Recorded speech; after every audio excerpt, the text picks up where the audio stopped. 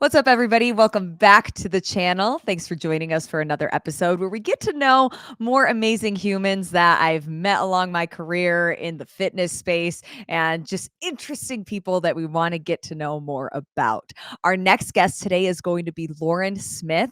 She is a sports presenter, commentator, reporter from sports like High Rocks, CrossFit. She's worked with Red Bull. She's done fencing at the Olympics and so many other sports. An incredible person, has such a cool story of how she got into the fitness space. Make sure you like and subscribe to the channel, help it grow, get this episode out so more people can learn about these incredible people. And now let's welcome in Lauren Smith.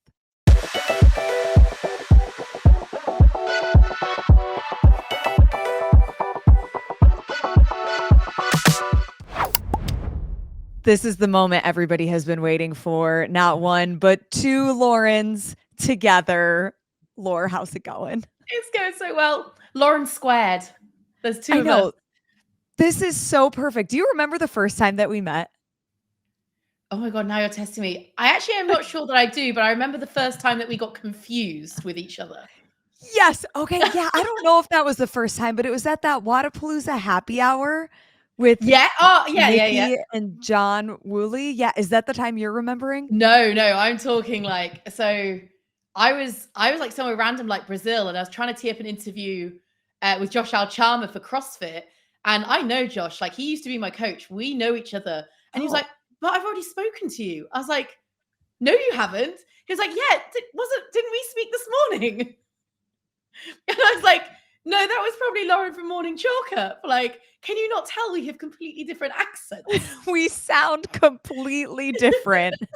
They're like, our names are the same, but then we speak and you're like, okay, this is the like, Lauren that I'm dealing with. It's like you got the British Lauren and you've got the US Lauren.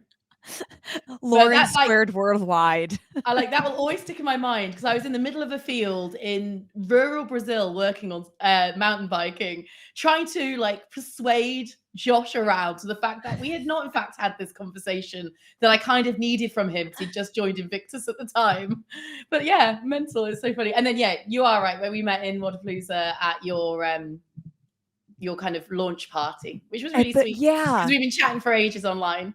I know. And it always feels so cool when you can make this connection with somebody online and go back and forth with them. And then you have the official meeting in real life. It reminds me of back in the day when people would like have pen pals and write letters. And then years later, you meet them. You are my US pen pal. Or you were. Now we know each other a bit better than that.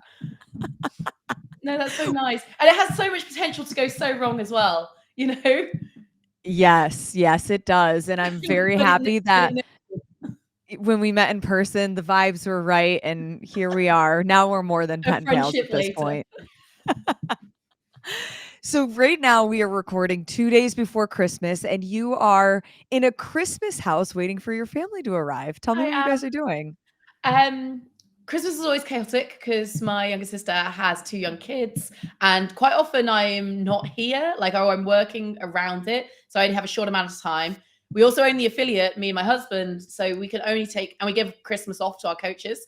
So we can only take the days off that we close the gym. So I have 2 days to make the most out of my family coming down, my sister bringing her kids. We've got a close family friend coming over from the Isle of Wight with her family. And we're in the house of another family friend who's on holiday in India. And that's how we've ended up. We're in this huge house in the middle of the countryside in Shropshire, where I grew up. And everyone's just like going to come in. It's going to be 2 days of, let's be honest, drinking lots of alcohol, eating a lot of food, and having a really nice time. What about you? But that's so nice. Mine is similar. We're not going to have to travel far. My family lives about 40 minutes from me. So it'll be all of my cousins. So I have 11 cousins on my mom's side. Most of them are married. Most of them have kids. And then my aunts, uncles, grandparents. It is just pure chaos, but so much fun.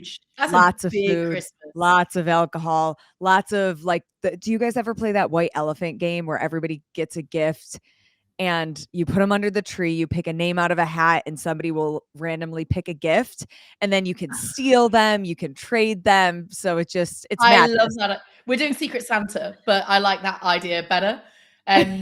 My favorite one is we have what's called Cardiff Christmas, which is my husband and all of the university friends and their now wives and kids all get together, and we do a Secret Santa, but it's like a joke Secret Santa. Like it's like a really outrageous, how much can you really like not upset the person, but take the mick out of the person.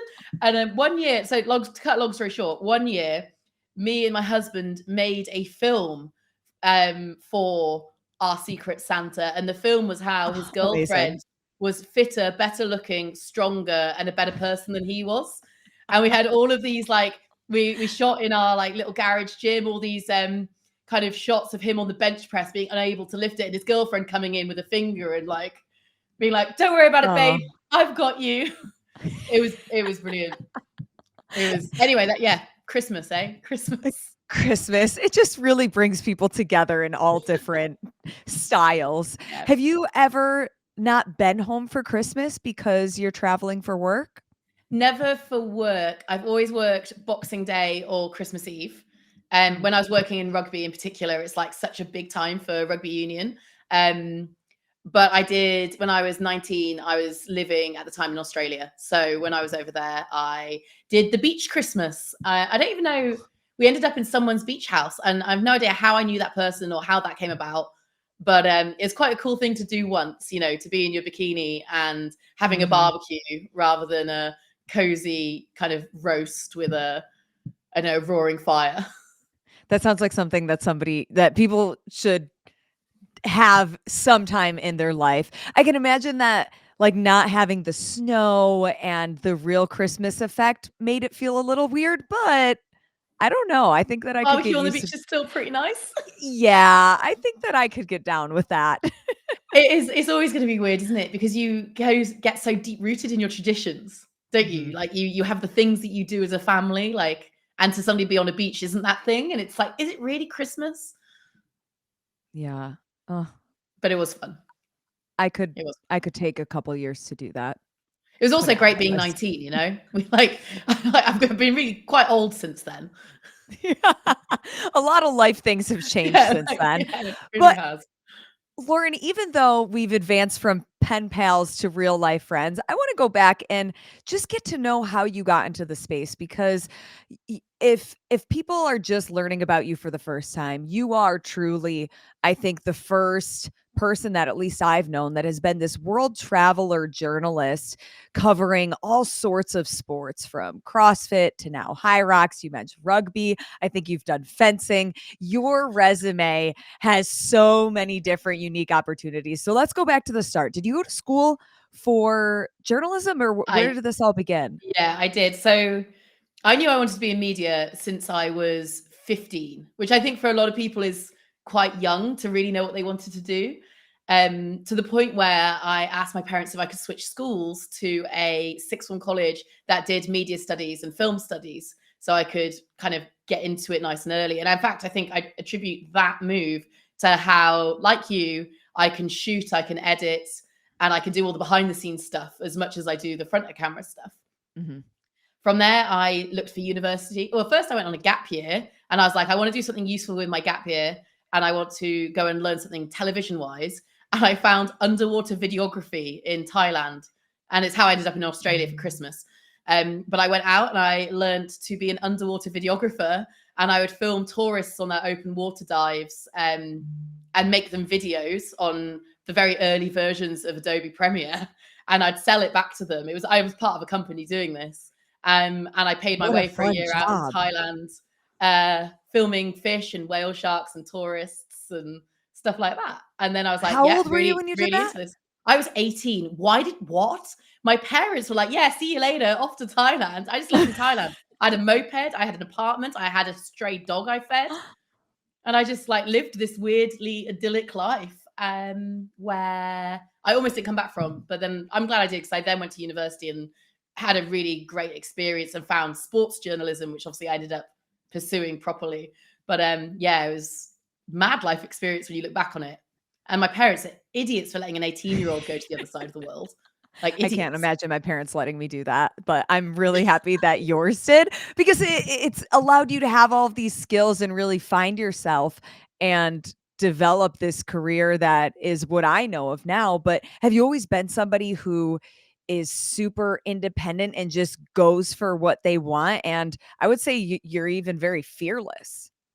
Oh, I would love to think that was the case, but I'm not. I wouldn't say I'm fearless at all. But I've always been very ambitious, and if I've got something in mind, I I do. It sounds really weird. I'm a doer. I do stuff. I get stuff done. I find the path, and I'm like, if I can't go forward, can I go sideways? And I'm Mhm. always wanting to do the next thing, which is actually really sad, I think, in a way, because it's only maybe in the last 2 to 3 years I've really appreciated what I now actually have. But when I was going up the ranks, I didn't ever appreciate what I was doing at the time. Like I, at the age of 25, was reporting for a major national um, sports program with BT Sport covering rugby. And at the time, I was just like, oh, I just want the next thing, the next thing, the next thing. And I don't think I ever really sat back and appreciated what I had. And then I went to mountain biking with Red Bull TV. And that was like, and I still to this world, one of the best jobs I've ever had in my life. And we traveled all over Europe and America, covering a sport that I loved with a group of people that I loved and the production team that was super tight knit. And at the time, I was like, because it's just when my career with CrossFit was getting going. I was asking whether I could have weeks off to go and cover semi-finals. I was asking whether, like, I had an opportunity to potentially go and do the Tour de France, which would have been massive. But I was like, Wow. kind of inquiring with my bosses whether it would be appropriate for me to step away from mountain biking. And they very sensibly told me, don't do that, stay with bikes, because your employer will not be very happy about that. But like, I don't think I really appreciated what I had until I lost it. And I lost it because it went to another channel. And, that happens in broadcasting. Hmm. When it goes to another channel, quite often the people who present it don't go to the new channel. They stick with their old channel. And I was like gutted. I was heartbroken. And I think I only really appreciated how incredible it was once I wasn't doing it anymore. So newer, more adult Lauren now takes a lot of pleasure in the things I get to do now. And like you said, that's kind of strongman, CrossFit, high rocks, rowing, like fencing. I did the Olympics and the Paralympics this year. That's an ultimate life goal of mine, to be able to do those things. That's incredible. So like, and now I can just sit back and be like, yeah, geez, like I'm living everything I set out to achieve when I was 15, 16. It's really cool. Was there a specific sport that really drove the passion, or was it just an interest of learning about a lot of different sports? The different sports have just come accidentally. I always like, it sounds really like mental now. All I ever wanted to be when I was going through those early stages is a researcher. And for those who don't know what researchers are, they are the dog's body who do all the background fact checking for your producers and your presenters. I wanted to be a rugby union researcher, and I wanted any job in the world that would allow me to be a rugby union researcher. And then I got that job and I was like, oh, this is really cool. I'm living my dream. But I was like, 23, and like I needed like some sort of trajectory after that. And I was like, what do I do next? So like I don't think at any point did I go, I want to be a presenter of these things. Everything has been like a stage by stage progression. So when I got my researcher job, I then wanted to be an assistant producer. I wanted to make features. I wanted to make short films about Cool. Yeah. athletes. And then I started doing that. And I was like, this is the coolest job ever. Now I want to make longer films, like documentary films about athletes. And then I got the opportunity to do that. And then because I was staff at this stage with BT Sport, and I was doing some reporting on the side, but mostly producing. And they were like, oh, Lauren, we want you to start producing programs. And in my head, I was like, no, I know what that means. That means I'm going to be chained to a desk, writing running orders. I'm not going to be like out in the field anymore. I'm not going to be like public facing. And I was like, I don't really want that. I was like, so what other jobs can I do that keep me like in the thick of the action and traveling around the world and that kind of stuff? And then the answer was to lean more heavily on the reporting side and the interactions on camera with people. And that's probably what set me on the path I'm on now. In fact, that is what set me on the path I'm on now. That and some unbelievably lucky opportunities that actually allows me to do this full time. Yeah, but I don't think that any of this is luck for you. Like you said, you're a doer and you put a lot of hard work in and you take all of these very unique opportunities that I think for a lot of people would shy away from because when it comes to a job like what you're doing, you might not know about a sport but still take a gig. But I know you, Lauren, you're going to research everything that you need to do to make sure that you are prepared before the cameras turn on. And I Have you think that seen my that's books? that. I love your notebooks My though. The many, many amount notebooks. of research that goes into it is something that I attribute to what makes you so good at your job. Like you dig your heels in, and when the job starts, you are there, you are prepared, whether you knew about the sport 10 days ago or you knew about it 10 years ago. And I think that that is really cool and what has led to a lot of your successes. Do you have a favorite sport to cover? And I don't know if you get this because you obviously work across a couple of different sports too. I always say what I did last because it's what's most fresh in the memory. Because Yeah. every time you do anything, you're so invested in the success of what you're doing. Like the athletes on the field of play, the production around you, like everyone's like, doesn't matter what production you're on, everyone's pulling in this like real forward direction, wanting the best out of what you're doing. And I always just go, oh, it's just the last thing I did because that's the thing that I remember having the most fun recently in. But like I used to always get asked that about sports teams when I worked in rugby union. I was like, I'm a habitual fence sitter, but you've had to ask me. It was the last shoot I did because I chatted to that player and we got on really well. It was a really fun shoot. So this week I'm supporting those guys. Next week I'll support someone else. Do you then have a favorite location that you've been to for work? Ooh. And I know that there isn't a ton of time to always travel around and do fun things, but sometimes you can turn it into a mini vacay. Oh my gosh. My go-to anytime I do anything is as long as I get to a CrossFit gym. I feel like I've seen a little bit about what that country's about. So even if Mhm. I'm just bouncing between venue, airport, hotel, I just need to find a CrossFit gym and I'll get a bit of a sense of place. And I love that. And I love that CrossFit allows us to do that. Um, so I've CrossFitted in some crazy and awesome places to make that happen. But if we're talking locations, there is a particularly beautiful mountain bike location in Austria called Leogang. The backdrop is this real jagged, incredible mountain. And at least the 3 years that I broadcast there, it was sunny. It has also had its particularly bad weeks, but that place in the sun really is spectacular. Miami's always spectacular, I think. It feels really different. It might be a bit different for you as an American, but for a Brit coming across, that always felt like something a little bit, edgy. And oh, you're in Miami. That sounds ridiculous, but it's Yeah, so no, true. I think that that's true. Um, Other amazing places, like I've been to lots of American cities, and they are all epic. But I think it's the the natural locations that set places apart. So the mountain bike, because of the spectacular nature of what we do and being in the mountains up high, is probably always going to be more at the forefront of my mind. Mhm. But we've traveled some really cool cities with CrossFit and High Rocks and Strongman and all those, and some really unusual ones as well, like West Virginia, Charleston. Who thought you'd ever end up there? Like Right. Fort Worth, Texas. Never imagined I'd be ending up in Fort Worth. Didn't imagine I'd end up in Wisconsin or Masters Fitness Championships in flying to Chicago, and then you go south into Indiana. Is it Indiana? I Oh, don't remember, but oh, I my I knowledge. know it's in the Midwest. Yeah, and it's just all these places that you'd never go otherwise, except for work. Snowshoe, West Virginia, world's most remote location where you drive 3 hours through nothing to find it. Still has a Starbucks though. Huh. Who knew? People still need their coffee, I Oh, guess. so it's a lifesaver, especially when you're working in telly. I'm sure you know that. What's your coffee order? Oh, I'm so basic. I'll just have a white latte, like a skinny latte.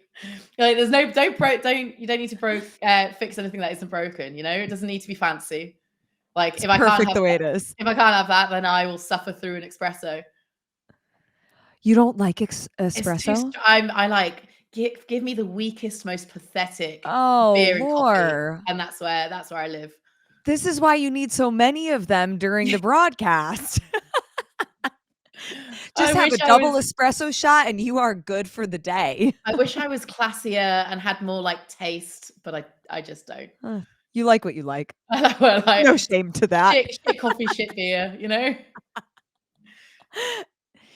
Do you have a tally of how many trips you've done in a calendar year and what that has looked like over the last couple?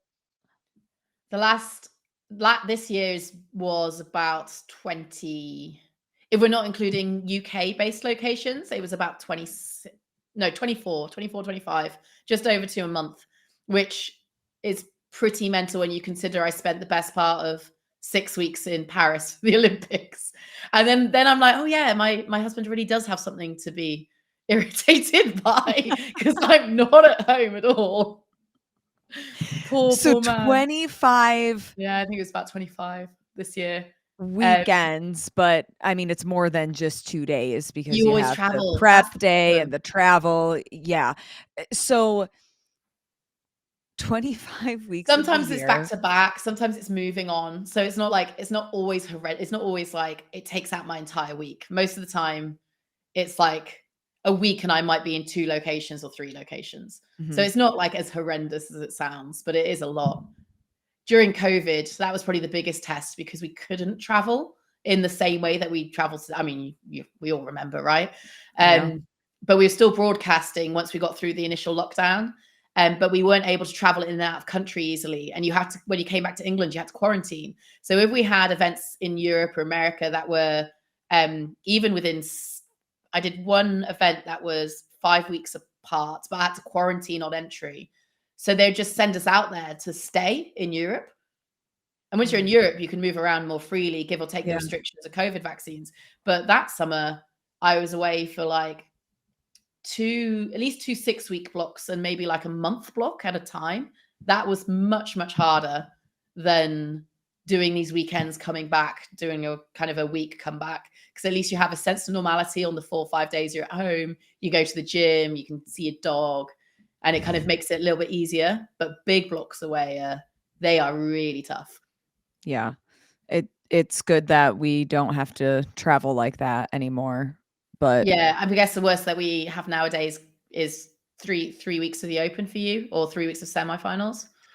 Uh, it's I mean, it kind of depends since I do all of my own booking for gigs that I don't know about you, but I'll commit to a couple and then you commit to another one that's like on the back half and then you commit to one that's 2 weeks before on the front half and then the 1 week before and then by the time you look at your Yeah, calendar, you're like, thi oh, this year there were 10 consecutive weeks, were there? long weekends. Yeah, that was the craziest and that was just I mean, you live and you learn and you figure out as you Yeah, go. because it's not just, it almost puts your entire life on hold, right? It's not just, Yeah, it's amazing that we do this job, and I want to preface everything that it's not like a absolutely. complaint because we get to We travel and love see our the world, careers. and I love, you know, we're doing a job that ultimately we want to do and love doing. Mhm. Um, but it does interrupt everything about day-to-day life. So it interrupts how you interact with your friends and family. It interrupts how you eat, how you sleep, how you train. Obviously, having another business at home, from my point of view, we have to base a lot of that affiliate business around when I'm away and how we fill in my absence to a certain extent. Luckily, great team of coaches, very, very organized husband. But it certainly puts a lot more pressure on him if I'm not around. So it is interesting that there is a price to pay for leading this kind of life. How long have you owned your affiliate with your husband?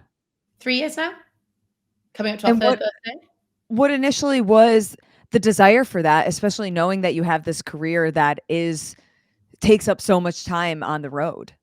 Yeah, it was. Mark's always wanted to own a gym, and I've always said we can own a gym if it's a CrossFit gym, basically. That's the Um, only way. yeah, that is the only way. And it was during COVID that we started like more seriously looking, and the whole premise was we find we find a gym that I can be a part of and have. Originally, it was almost like initially thinking somewhat of a career safety net because, like, presenting and doing what we do is never going to last forever. And I want Yep. something that I love equally as much when that comes to an end. Or if, say, my career didn't take off, this was kind of like always going to be there, but it was going to be there because Mark was going to step away from his job and run it full time because that is his dream, and we wanted to make his dream a reality. But as it happens, we've opened the gym and we've hired a load of coaches, and we love our coaches, and we don't want to start supplementing their hours for Mark's hours. And Mark's in a job that he survives in and gets paid a lot to survive in. So we've kind of just rolled with it, with us both having these careers and having, you know, the gym. And I would say one of us is in there for 8 hours a day every day, you know, which means when I'm away, Mark takes the bulk of the heavy lifting. But when I'm back, then it's the place we want to be anyway. So we're both down there, like doing what we do, hanging out, chatting to members, coaching, training. And it's just become this lovely switch off to my life where I can do something that is completely unrelated. I mean, give or take, it's still CrossFit, isn't it? But I find coaching completely unrelated, and the interaction with people is very like unrelated to the job I do, which I really like. And it's this separate community too that you can immerse yourself in, because I'm sure you have like the production teams and the media crews that you're working on with when you're on the road, and you have those tight-knit communities, but then when you're home you have this second piece. It's almost like these two separate lives, but somehow you've made them like married together, if that makes sense. Yeah, no, like that is kind of it. Like there's obviously overlap because of the CrossFit thing, but I just feel like the affiliate is kind of almost really far removed. I can be a totally different version of myself that isn't career ambitious or isn't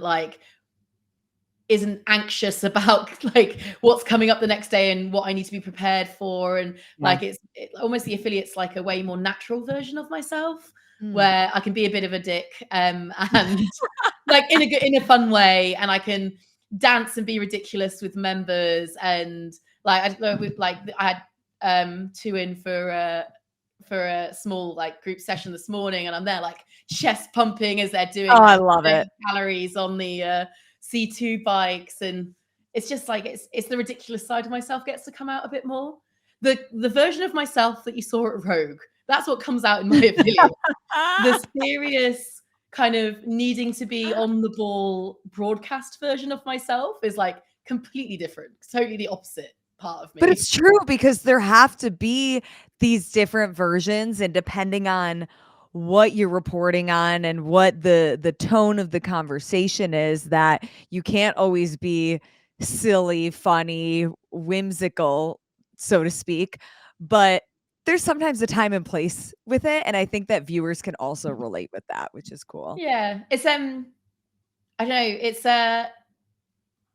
it was really noticeable when I was working with television channels, and it's still, I still see it by myself. Like, I don't know if you do this, but it was something that I was taught to do when I was coming through, is you watch parts of what you do on television and you analyze how you come across. And when you analyze how you come across, you're like, oh, I could have done, but I'm hypercritical of myself. I think it's a sports person thing, because I grew up playing sports. I'm always like, okay, that was crap. How do I make that better next time?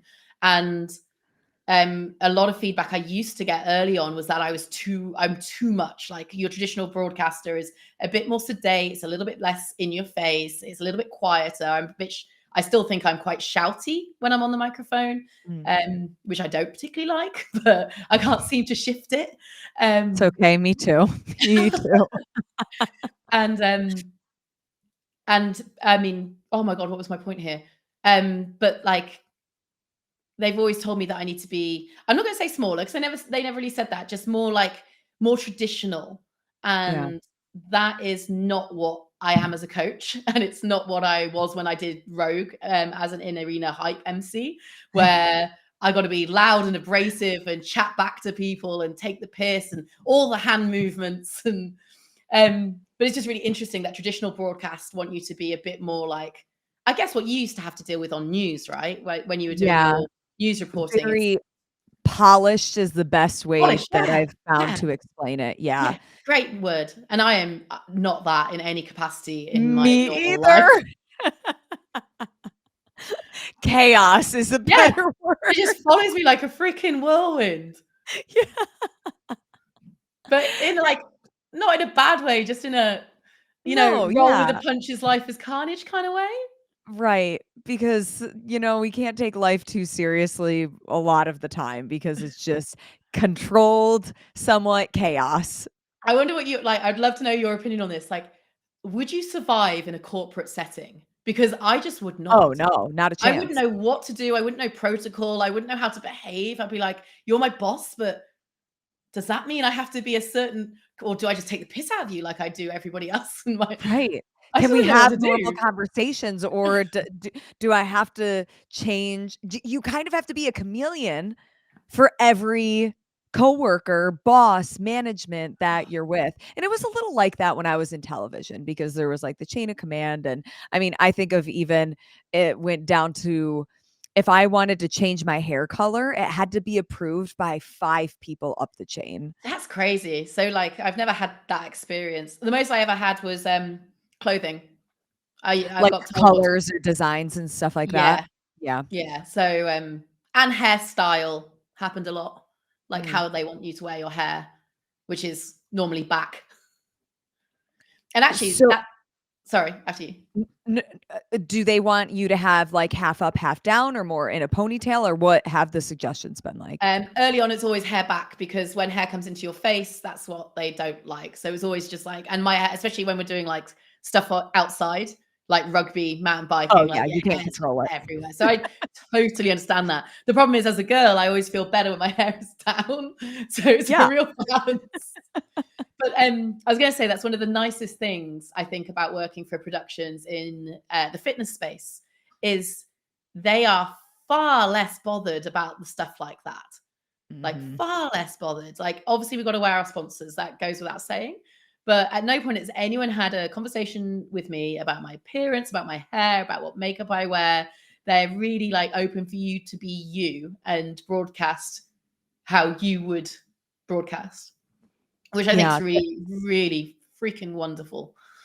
I think that is something that is so nice about sports that the mindset seems to care less about how exactly you look and more of how are you presenting yourself? How are How are you doing your you job? doing your job? Exactly. Has there, since you are forward facing, have there been things that have ever rubbed you the wrong, I mean, I'm sure have rubbed you the wrong way, but certain things that just, you know, are common themes that are so frustrating that you have to deal with? Um, it differs by different sports, which I find really interesting. Hmm. What do you mean by that? So I always joke about it, but it's actually really outrageous. I laugh because otherwise you would cry. Is that my first kind of feeling of, oh, I've really made it in this sport, was when I started receiving unsolicited dick pics. Oh, yeah, girl, been there. And That's you why I go, deleted Snapchat. yeah. It's Oh, so bad. I've never had Snapchat, but when Don't those download it. float into your DMs that you're starting to get noticed on the wider, and it's Mm. so cringe, but it's a very fun party story to tell people.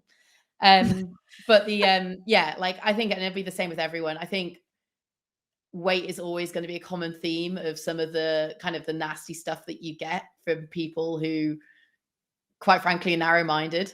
Um, it's just something that I think you'll always have to deal with as a woman is how you look and your body shape and stuff. And I do think I'm probably a bit of an outlier in that area in terms of being on camera and not being as small as some other girls. But in general, it doesn't really filter into my inbox or anything like that. And I have been told from a very is great advice I received very early on is you never read the comments. Oh, Never yeah. delve through YouTube comments because it is just a hole of if you look at YouTube comments to go finding good things that people say about you, then you also have to take at face value the bad things that people say about you as well. If you go looking for the bad things, then you discount them as just trash, then theoretically you should also just discount the good things because it's all kind of said in a similar kind of feedback kind of space. So I've just come to the conclusion I live a happier, healthier from a mental perspective life if I just don't ever look at comments. And it's very rare that anyone is going to message you really derogatory things, like Yeah. super rare. I would say the YouTube comments, that is a great piece of advice, and I was given Honestly, the same. YouTube. Yeah, It YouTube comment, not nice. it's such a shame though. This one time I went to pull up a link so that I could copy and paste it and send it to someone, and the comments were right there, and there was, I don't remember exactly what it was, but I just remember it being mean, and I was just like, "Ah, that's a bummer." But I was very proud of myself that then I didn't click to see all of the other comments. I was like, No, "Okay, we gotta get out of here."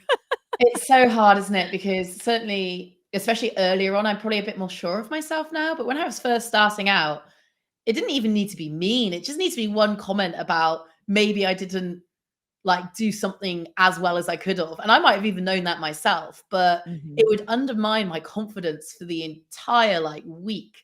And as I'm sure you know, like confidence is such a big part of this game. If I go into a broadcast feeling confident, then actually the broadcast is 100 times better.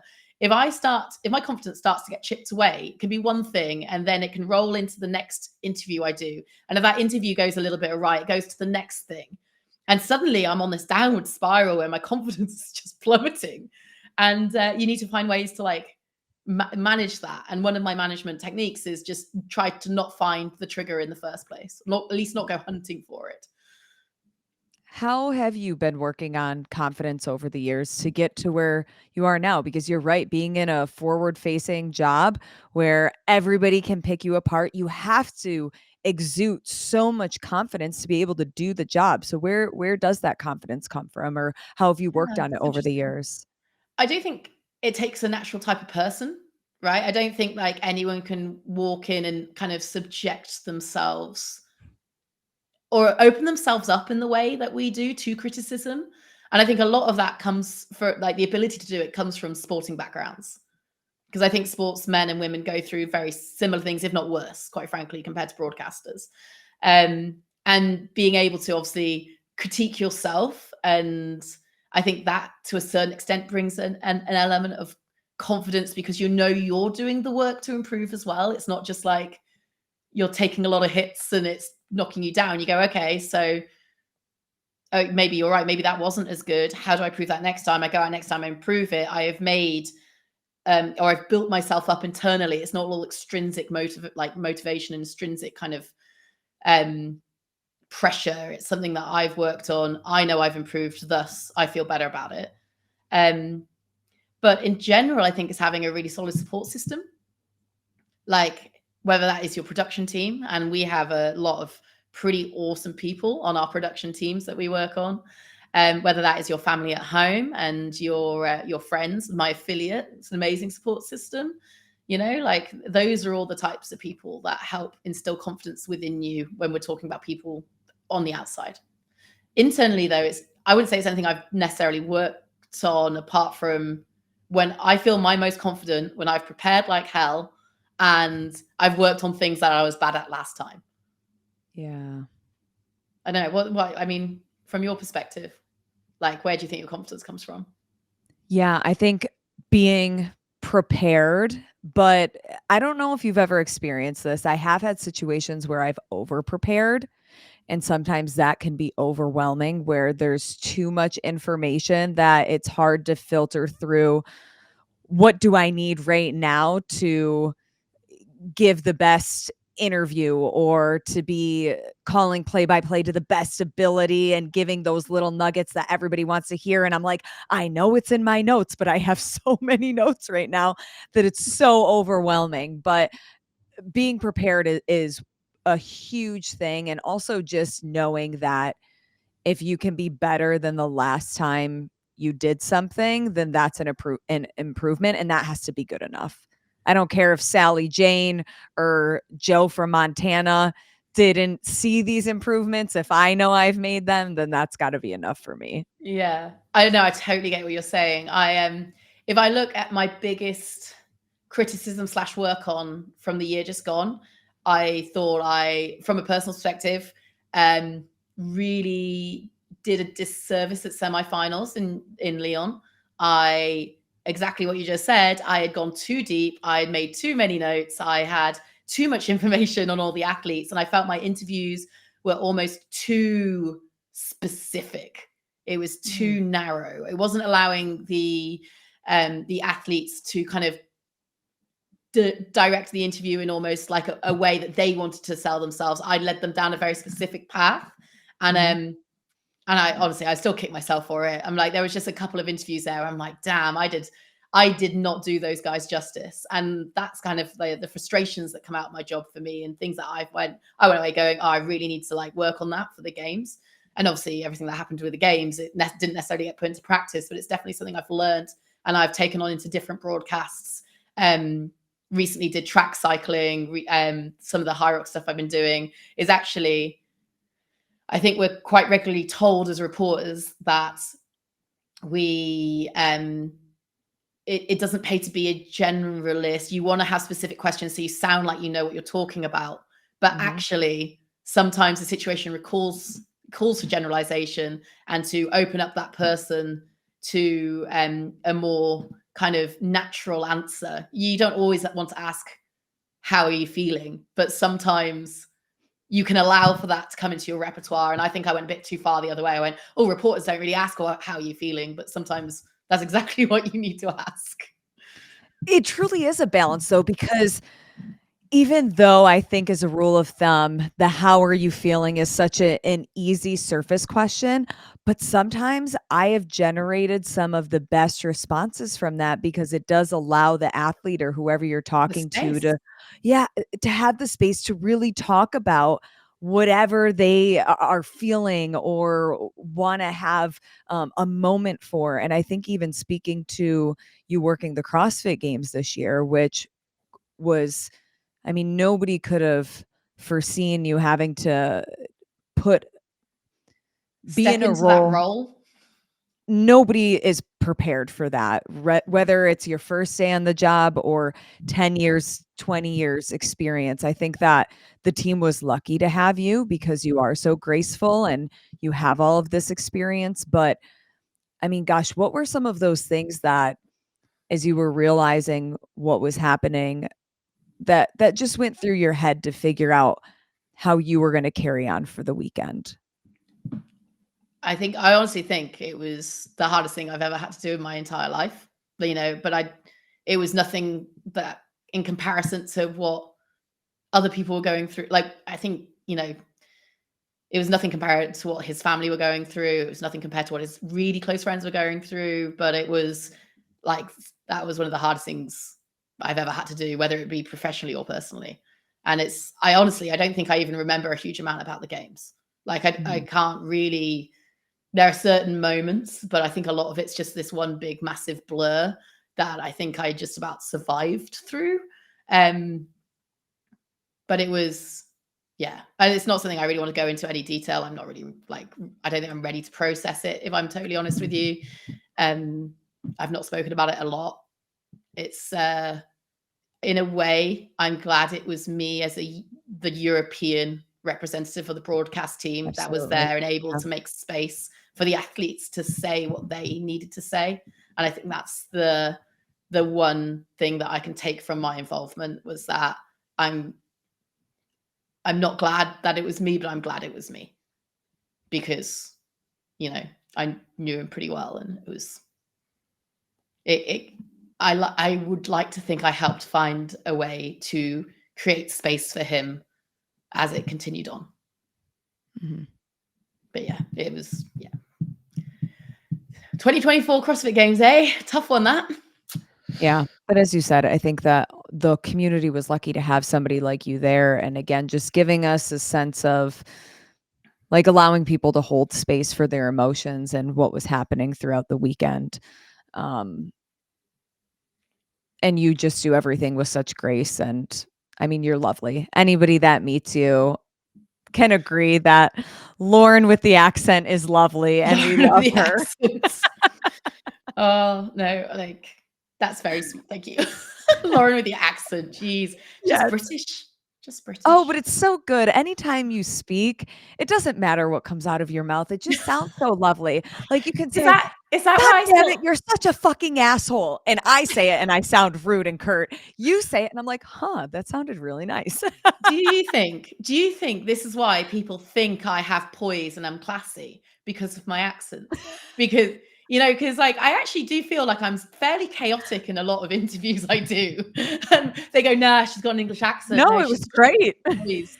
You know, You could have fooled she's so me. polished. Yes. We're going to hold on to that word, Yeah, polished. I absolutely am. Like I can't remember, what was it? Was it Berlin? I was chatting to someone and I absolutely stack it over one of the bollards in the middle of the interview, and I get caught by a naked Dan Ty, like Oh my the God. CrossFit Rotherham like captain, like literally catches me as I'm like, yeah, that's like that like really sums up my broadcasting career, quite frankly. Do you have a biggest blooper from over the years that you Oh my think of and god, you're like, yeah. oh man, this moment was Oh, just where you die inside, I have many. yeah. Some way worse than others. Me stacking it in an interview is not considered a blooper for, like that's I'm just like, you know what, Yeah. that Just that another just day. happened. Is what it is. I'm quite happy to be the butt of the joke and look like a tit. Mm. But they're the ones where the first broadcast I did for BT Sport is undoubtedly the worst thing I've ever done.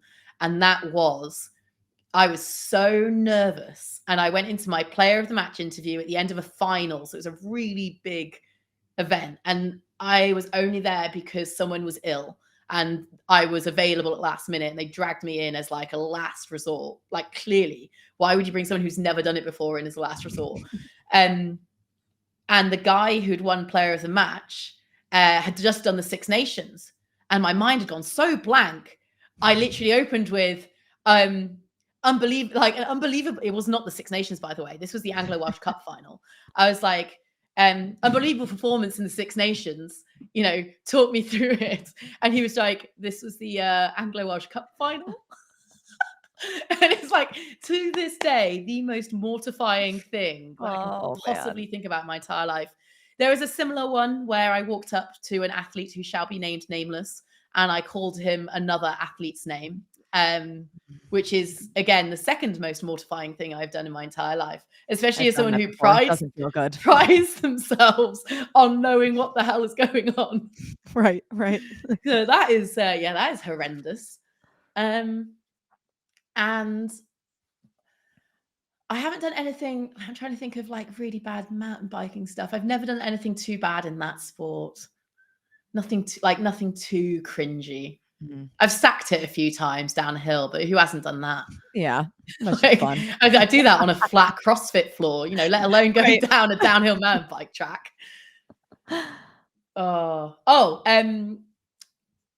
I mean, obviously, our wonderfully polite, charming, and lovely executive producer, Charlie. But Yes. Charlie had to come into my ear while I was doing, luckily, a pre-recorded piece to camera.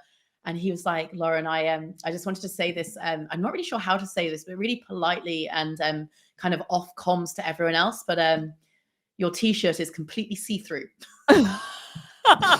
And he was so nervous. He probably hated himself that he had to say this. He would have been so mortified to tell me. And I was just like, oh, like, what can you do? It's, it's branded gear. It is what it is. Was it just like a white shirt that was just too white? It wasn't even white. It was like a colored shirt that was just too thin of a material over certain assets that I possess. And I wasn't wearing a sports bra. I was wearing like a bra. So it was like, it was clear as day that it was see-through. And all the truck were just like, all the truck obviously were talking about it, because otherwise Charlie wouldn't have messaged through to me. Yeah. And then he ran off to find me an alternative for the rest of the broadcast. What a guy. What a guy. Dude. I love him. Honestly, one of life's really wonderful men. Great bloke. He is so wonderful. One of the most genuine, kind, caring human that wants to put everybody in the best roles for success. Yeah, he's We lush. love But on Charlie. that, I've done mine. What's yours? Oh, I will never forget this moment. 2 years ago, I think 2 years ago at Wodapalooza, you know the stage, the podcast stage? Hmm. Yeah. Okay. Well, I don't know if you know this about me, but I have crippling, acid reflux. It gets very bad, and for whatever reason that day, maybe it was, nerves from just the job and doing things and maybe too much Chipotle, but it was so bad that day, and an hour before I had to interview Emma Carey and Matt Torres on the stage, I was in the porta potties throwing up because it just, I could not get No, my this happened to heartburn. me. Really? This literally, yeah, last year on the podcast stage at Wodapalooza, Oh my I was god, about what to, is how it? is this done it to both of us? And I was about to interview Chris Hinshaw, and I had to leave the porta potty to get to the stage. And I was sat on the stage going, I really hope I don't throw up. I really hope I don't throw up, like on stage. Well, don't worry, I took Oh, the L for both of us. So, an hour before, I'm not feeling well, and I'm with Presley, and she's like, "Are you okay? Are you gonna be okay?" And I'm like, "Yeah, it's fine. I'm just not gonna drink anything or eat anything so that there's nothing in me to come up." So we go to the podcast stage. We start this interview. Presley is monitoring the camera because we're going to upload it on YouTube, as well as put on the podcast. And I feel it coming up. no. And I take the headset off. Thank God Presley was there while Emma is giving me this lovely answer because anytime you speak to her, she's just so well thought and a great interview. And mid sentence, I do not say anything. I just take the headset off. I give it to Presley. Presley does not miss a beat, Straight in. comes up to the podcast stage, continues the interview while my ass walks to the back and continues to throw up in the porta potties. I'm gone for 5, 6 minutes, wipe my face, make sure there's no throw up on me. And then I walk my ass back to the podcast stage. Presley hands me the headphone and I continued the interview. And I was so grateful that I had a rapport with Matt and Emma where, we had talked several times before that. Yeah. So it made it a little less embarrassing. Nonetheless, I had to leave our interview because I'm throwing up in the porta potties. It just So, happens though. And there's this is what I don't think people quite get about this job is when you say you're going to do it, you've just got to do it. There's no yeah. replacement service. So there's that. There's been 3 times I've been really quite ill when I've worked. One was luckily, oh yeah, no, it was a broadcast in the evening and interviews throughout the day. And luckily on mountain biking, I was outside. So I could do an interview and I could run away to some trees and I could come back to an interview. Blah, blah. And by the time I got to the evening session, I was feeling a bit better. But then the other one was semi-finals this year on day one. A few of us in the truck had obviously got something. And we were regularly we all had each other's back. So we were like, don't come to me for 10 minutes. You just run off and then you come back, get it all back on. And you'd be like, okay, I'm back. And it's just what you just got to get on with it, right? You just got to throw up in the porta potties and hand over to Presley, Yeah, truly when the camera is on and when things are rolling, you either do it or you don't just quit. You just throw up in the can't. back. You can't quit. It's not the job. It's not the role. Just Especially when lean you into think, it.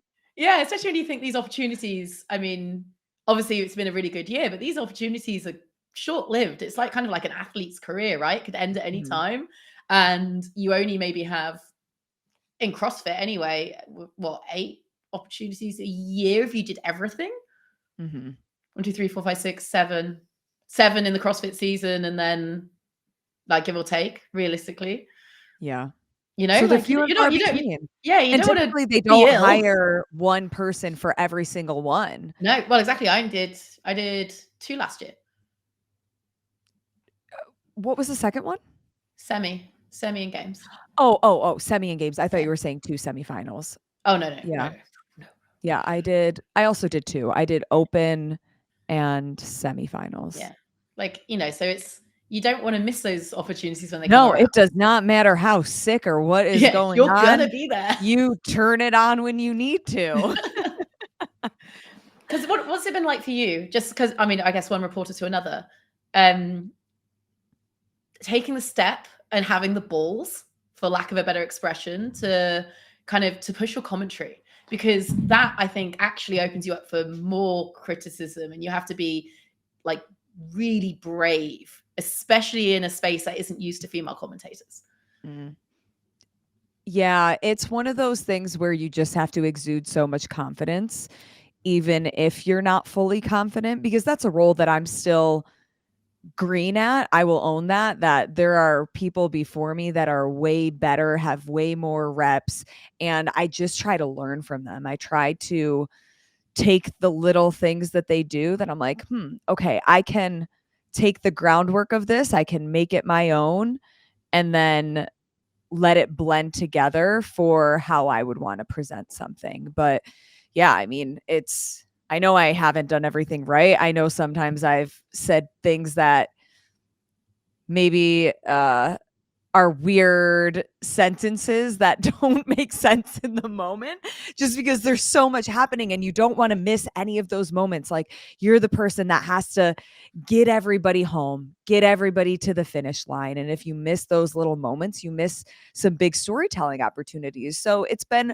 a really fun journey, but it does come with a lot of self-talk and making sure that, you do the work to get back on the microphone. Even if you see a nasty comment, you just gotta let it go out and own that shit. Yeah, it was really impressive. I think you're doing like incredible work for just the females in the space, like your Thanks, Laura. So Wodapalooza. are you. Like it's really cool to see. And It's we've a all got lot to of start fun. somewhere, right? Like we've all got to. Yeah. You're not gonna get better if you're not doing it. Right. It's like that concept of when people apply for jobs and the job says must have 10 years experience. And it's like, okay, that's great, but where do you get the experience? And you only get it by somebody giving you an opportunity to almost prove yourself. Yeah, So this past year, it seemed like a year where I had to prove myself. And and I luckily, definitely think you did that. uh, luckily after the first one, it seemed like I got a lot of opportunities after that, which was really cool, that people put their trust in me, that I am going to do the work and I am going to put the effort in and I am going to get better. And, I work with the talent coach that watches my videos and we go through it together and gives critiques so that when I come back the next time, even if it's a little better, it's going to be better. It's not going to be the same as it was the last time. So that journey's Well, been fun. I think you can be very proud of yourself. Thanks, Lore. I also don't think, like, I don't even think that if there was, I mean, I don't think there was a bit of online criticism. You're always going to get that as a female in that role. But I listened to your all of your Wodapalooza because I was there at the podcast stage watching it for 3 days, Yeah. periodically jumping in and doing a podcast. And I thought your class is engaging, has the right tonality, it was exciting, and it's just so goddamn good to have a variety of voices on the air. And it's so much fun. I love doing that kind of stuff, and I love the energy and the storytelling and just like the development that we've seen over the sport in the last, 10 plus years, I think is really cool. So to then have an opportunity to be a part of that was very rewarding for so many different reasons. And I mean, you've inspired me, and watching your career has been so much fun. No, truly, and just the way that you hold yourself and the way that you engage with people. And I think that you are absolutely a class act. And I feel so grateful just to be alongside you on this crazy Oh. journey of traveling 25 weeks out of the year.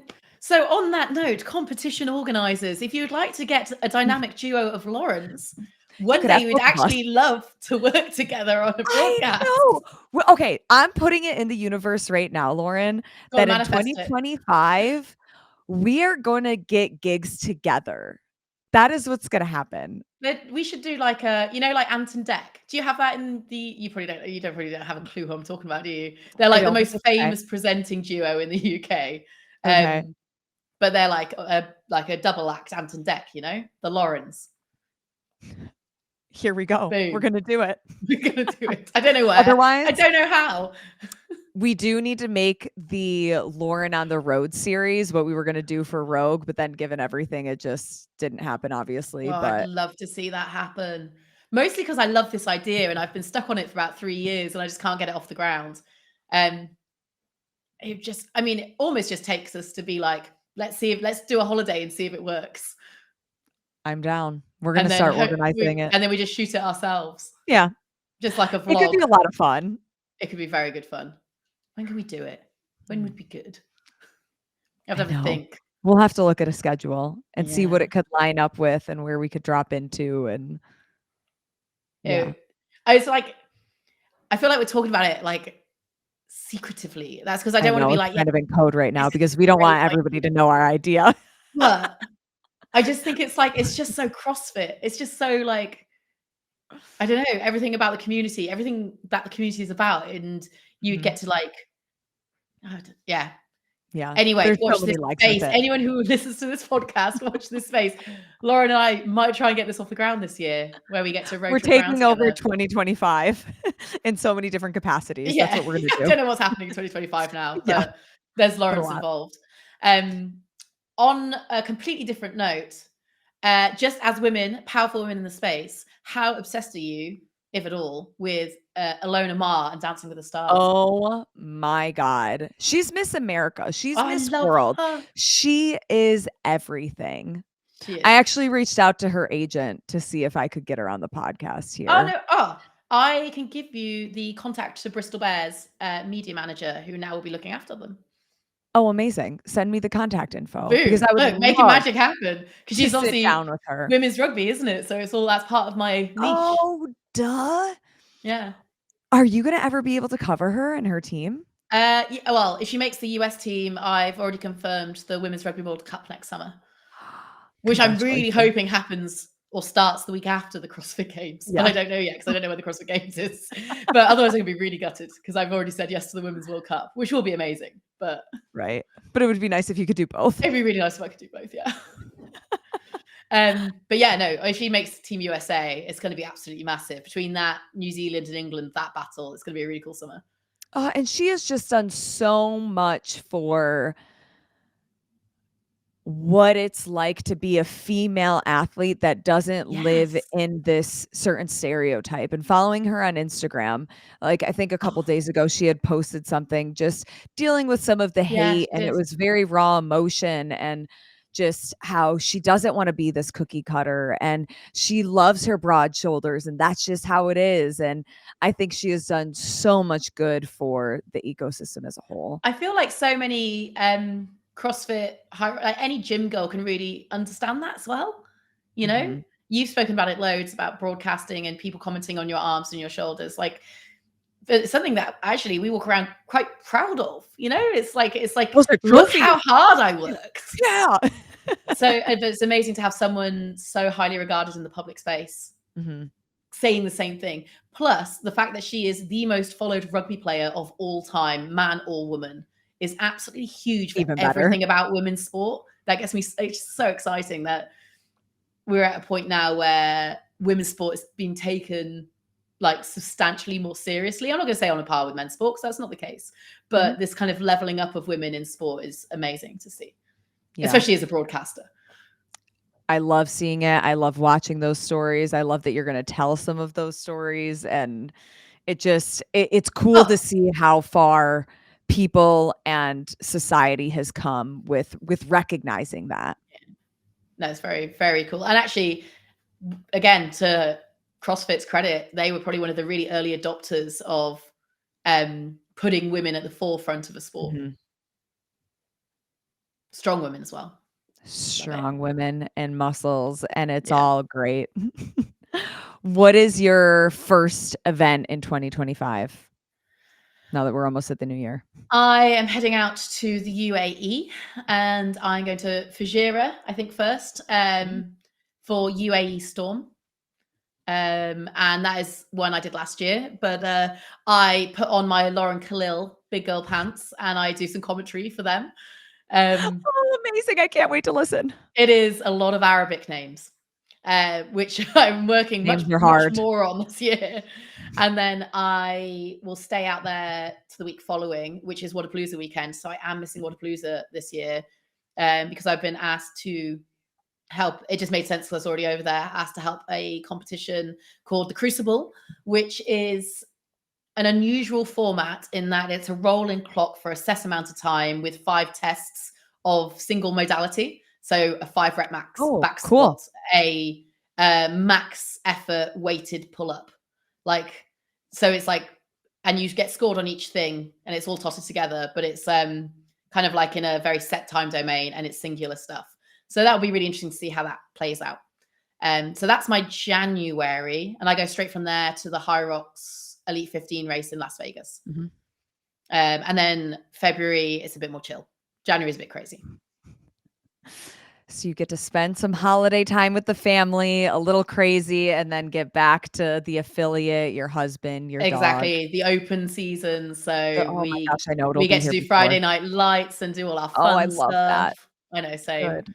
I'm useless every year, but I'll give it a good old-fashioned CrossFit It's always try. good to try. Yeah. It goes really well until we get to the muscle ups, and then I'm like, thanks, guys. Great open. Yeah. This has been a great run again, and now I am done. And now I will not get my first muscle up today. Well, Lauren, thank you so much for hanging out, and I'm so excited for everything that's in store for you in 2025. You too. Enjoy this time off for Christmas. And you, even though we know it's not really time off because it's crazy family time. Yes, which is a whole different, like, being on for the family and doing things. This is what I know you're literally about to close this off, but I feel this is a point to make, is that Make it. so many people make this bold assumption because we're all females in the space. We don't get on with one another, but we're the only people who truly understand what the other person is also going through because we all go through the same stuff being a broadcaster in the space. So I think it actually forges some of the most like lovely friendships. The women in the space don't have drama. It's the men in the space because the women get what along do you know? because it just seems like the men, they're always chirping at each other, where the women, we want to help each other. We want to get more opportunities together. We want to know what is the best way forward for this? And do you have a connection to this? Oh, yeah, let me help. Like, I feel like the women in this space are so genuine and great, and you are absolutely one of them. Oh, so are you, girl. Look at this. We're here manifesting more stuff together. And people never let us talk together ever again. Never again, but Never hopefully again. more. And it's just regularly. Yes. Multiple times in 2025. Yeah, it's happening sounds like fun. because we've already put it into the universe, and I'm confident that the right person is going to be listening to this. They're like, yeah. Masters CrossFit Games. Yeah. Call us. Oh, this is ridiculous, but fun. Thank you for talking to us. Thank you, Lauren. You're lovely. Merry Christmas, Happy New Year, and we'll chat soon as always. Happy holidays.